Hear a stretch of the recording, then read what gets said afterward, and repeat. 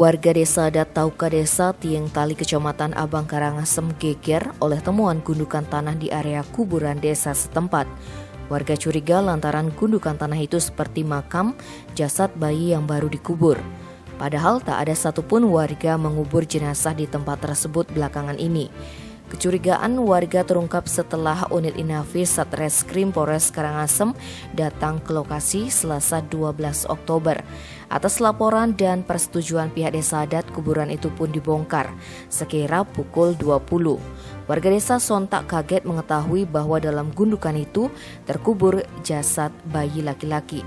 Anehnya tidak ada satupun warga yang mengaku melaksanakan upacara penguburan jenazah beberapa waktu belakangan. Pendesa adat Tauka Inengah Putu Sudiarse membenarkan pihaknya mendapatkan kabar di lapangan adanya gundukan tanah mencurigakan di area kuburan adat setempat. Namun pihaknya mengungkapkan tidak ada warga yang melaporkan memiliki bayi yang meninggal. Sesuai aturan adat atau awik-awik, warga yang melaksanakan upacara pitriyadnya atau kematian wajib melapor ke prajuru atau tokoh desa. Prajuru desa melaksanakan rapat beberapa jam sebelum makam dibongkar. Sudiarse mengaku informasi gundukan itu mulai ramai sejak Senin 11 Oktober lalu. Bermula dari kecurigaan petani di sawah saat mengusir burung di dekat area kuburan yang melihat gundukan tanah seperti makam baru.